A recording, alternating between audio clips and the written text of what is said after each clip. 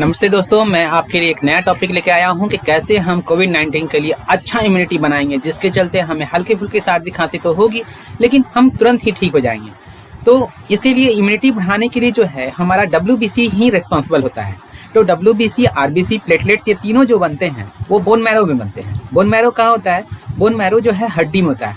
हड्डियों के अंदर में जो ये मज़ा होता है, इस मज़ा में जो है दो प्रकार के स्टेम सेल्स होते हैं, एक लाल रंग का होता है, एक पीले रंग का होता है। जो लाल रंग का स्टेम सेल्स होता है उसका नाम होता है हेमाटोपोटाइक स्टेम सेल्स, जो दो प्रकार के जो है प्रोजेनेटर सेल्स बनाते हैं। Progenitor cells myeloid progenitor cells, जिसके द्वारा जो है हमें न्यूट्रोफिल्स मिलते हैं, जो बाहर प्रकार के एलर्जी सब जो आते हैं उसको वो खा जाता है, मार देता है। बेसोफिल्स किसी प्रकार का बैक्टीरिया, पैथोजेंस, फंगस जो आते हैं उसको ये मार देता है। और इस्नोफिल्स जो किसी प्रकार का पैरासिटिक वर्म्स होते हैं हमारे पेट के अंदर, उसको ये मार देता है। और मोनोसाइट्स जो होते हैं या मैक्रोफेज होते हैं, एक प्रकार का छिपकली तक का काम करता है, जो बाहर से जो बैक्टीरिया होते हैं या डेड सेल्स होते हैं उसको ये खा जाता है और ये हमारे शरीर को किसी प्रकार के इन्फेक्शन से बचाता है। प्लेटलेट्स और RBC जो है ये माइलॉइड प्रोजेनेटर सेल्स के द्वारा बनते हैं। लिम्फोनॉइड प्रोजेनेटर सेल्स के द्वारा जो है हमें B सेल्स मिलते हैं, T सेल्स मिलते हैं और NK सेल्स मिलते हैं। NK cells natural killer cells होते हैं। वो यदि कोई हमारे बॉडी में किसी प्रकार का इन्फेक्शन हो जाता है और वो हमारा सेल्स डिस्टर्ब हो जाता है, मर जाता है, तो इसको ये मार देता है और इसको खा जाता है और इसको हमारे शरीर को बचा देता है। B सेल्स होते हैं, ये जो है ये हमारे एंटीबॉडीज बनाते हैं। और T लिम्फोसाइट, इसके बारे में बहुत ज़्यादा जानकारी नहीं है सभी को, लेकिन ये बहुत विस्तार रूप से बहुत तरह के तरीके से ये किसी प्रकार का जो वायरस होता है या कैंसर सेल्स होते हैं उसको ये मार देता है। और ये हमारे थाइमस ग्लैंड के द्वारा बनता है। तो देखते हैं, चलिए हम इसको समझते हैं कि आखिर ये हेमाटोपोटाइक स्टेम सेल्स जो होते हैं उसके द्वारा जो है ये B सेल्स और T सेल्स और NK सेल्स जो बनते हैं, इनका क्या काम है। तो इसके अलावा जो है एक और सेल्स बनते हैं, उसका नाम है डेंड्राइटिक स्टेम सेल्स। वो संदेशवाहक सेल्स होते हैं।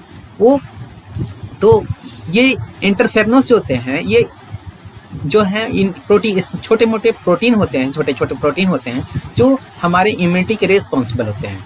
तो इंटरफेरनोस जो है अल्फा होता है जो संदेशवाहक होता है, और बीटा जो होता है B सेल्स लिम्फोसाइट्स होता है, ये एंटीबॉडीज बनाता है। और इंटरफेरनोस गामा होता है, ये 5 तरह का होता है। एक होता है T helper 1, T helper 2, T helper 17, T और रेगुलेटरी T सेल्स और साइटोकाइन T सेल्स। तो ये जो अल्फा बीटा गामा जो इंटरफेरनोस हैं, जो सेल्स हैं, इसमें से जो बनते हैं बोन मैरो बनते हैं। तो बोन मैरो में जो WBC जो बनते हैं, ये जो इंफेरनस बनते हैं, ये इंटरफेरनोस जो हैं, ये इसमें से जो अल्फा और बीटा होता है वो हड्डियों में ही जाकर के मैच्योर कर जाता है। लेकिन जो TC सेल्स होते हैं, जो जिसको हम बोलते हैं T सेल्स, तो T सेल्स के जो सेल्स होते हैं यहाँ तो बनते जरूर हैं, लेकिन इनको ब्लड के द्वारा भेज देता है थाइमस ग्लैंड में, और थाइमस ग्लैंड में ये मैच्योर कर जाता है। और ये मैच्योर होने के बाद ये स्प्लीन को भेज दिया जाता है। सभी के सभी जितने भी WBC के जो सेल्स बनते हैं वो सभी जो है स्प्लीन में जाते हैं, और स्प्लीन जो है उनको हर एक बॉडी के लिम्फोनोड्स में भेज देता है। और ये लिम्फोनोड्स जो होते हैं शरीर के बहुत कई जगहों पे होता है। टॉन्सिल में होता है, थ्रोट में होता है, लंग्स में होता है, आंतों में होता है। इसके अलावा जो है आपके लंग्स के पास में होता है, कंधा के पास में होता है। तो ये सभी जो है कहीं भी जहाँ भी आपको इन्फेक्शन होता है तो यहीं से लिम्फोनोड्स के द्वारा जो है जो B सेल्स होते हैं या WBC से जो सेल्स होते हैं वो वहाँ पर जा कर के और उसको अटैक करता है। लेकिन जो अल्फा और बीटा जो सेल्स होते हैं ये नॉन लिम्फोनाइड सेल्स में होते हैं, मतलब कि ये लिम्फोनाइड नोड में नहीं होकर के बाकी और जगह होंगे। लेकिन बीटा और गामा सेल्स मतलब T सेल्स, ये दोनों जो है लिम्फोनोड्स में होते हैं। और ये इनका काम होता है किसी भी बाहर के जो इन्फेक्शन होते हैं, बाहर के जो पैथोजन होते हैं, उनसे ये लड़ने में मदद करता है। तो थाइमस ग्लैंड का हेल्दी होना बहुत ज़रूरी है। थाइमस ग्लैंड जो है, यदि कोई व्यक्ति का चर्बी है तो थाइमस ग्लैंड ठीक तरीके से काम नहीं करेगा, इसलिए हमें एक्सरसाइज करने के लिए बहुत ज़रूरी है।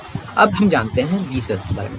B सेल्स क्या होते हैं? B सेल्स में 5 तरह के इम्यूनोग्लोबिन होते हैं। इम्यूनोग्लोबिन में से जो IgA होता है और IgG होता है, ये हमारे शरीर में कोविड-19 से लड़ने में सबसे ज़्यादा सहायक होता है। तो IgA और IgG की संख्या हमेशा ही ज़्यादा होनी चाहिए शरीर में। तो IgA और IgG जो होते हैं उसको बढ़ाए रखने के लिए हमें बी सेल्स को बढ़ाए रखने के लिए हमें क्या खाना होगा? हमें प्रोटीन रिच फूड खाना पड़ेगा, जैसे कि पनीर हो गया, जैसे अंडा हो गया, इसके अलावा जो है छोले हो गए जिसको काबली चना बोलते हैं, चिकपीस बोलते हैं। तो इसके अलावा जो है हमें बी सेल्स को बनाए रखने के लिए, टी सेल्स को बनाए रखने के लिए अगर ये किसी कमी होगी तो हमें क्या हो सकता है? तो कोविड-19 समझने की कहीं ज़रूरी है यहाँ कि कोविड-19 किन को हो सकता है।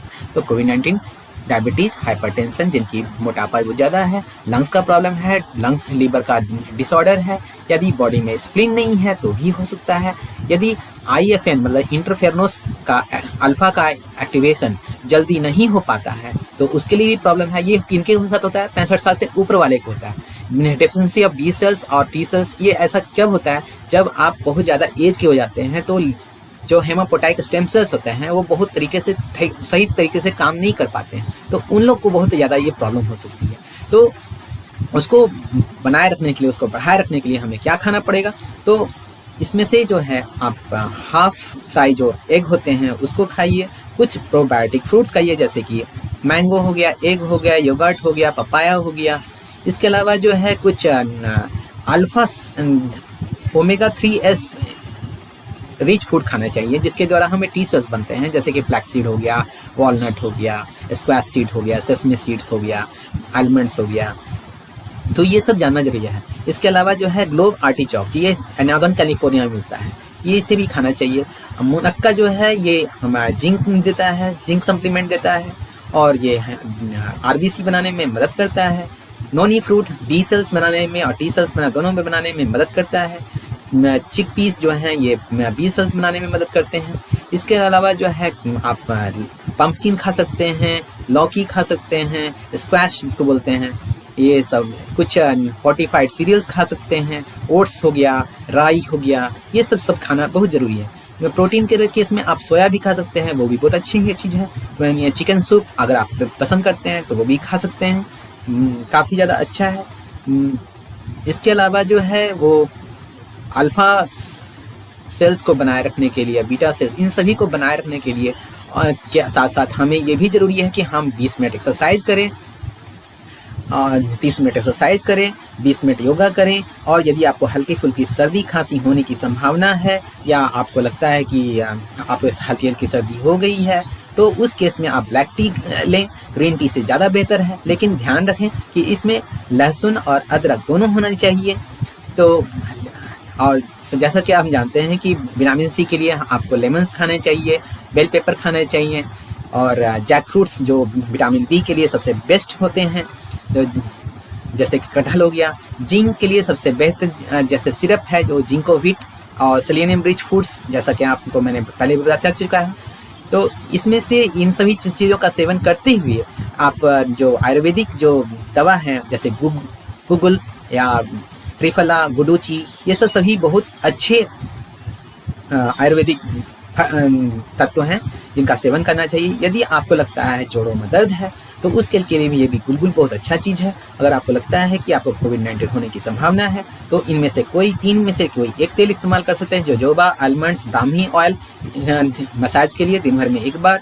इसके अलावा जो भारत सरकार जो आयुष मंत्रालय जो रिकमेंडेशन दी है उनमें से ये जो भी बात करती है बहुत अच्छा है। लेकिन इनमें से जो सबसे बेस्ट है वो लहसुन है, जिसको हम बोलते हैं जिंजर, गार्लिक और टर्मरिक, ये बेस्ट हैं। Cinnamon is the best. हाँ, सो इन सभी चीज़ों को छोड़े नहीं, इन सभी चीज़ों को जरूर अपनाएं। प्लीज़ अवॉइड शुगर, प्लीज चीनी ना खाएं, आप गुड़ खाएं, जैगरी खाएं। और इन सभी करने के बाद भी यदि आपको लगता है कि आपको कोविड-19 के सिम्टम्स आ सकते हैं तो कृपया कर आप डॉक्टर के पास ज़रूर जाएं और आप उनसे सलाह मशवरा लें। लेकिन ये पूरी वीडियो जो है जितने भी खान पान की मैंने डिस्कस किए हैं ये हाइपोथायराइड पेशेंट के लिए नहीं है, बाकी सभी लोगों के लिए ये सही है। धन्यवाद।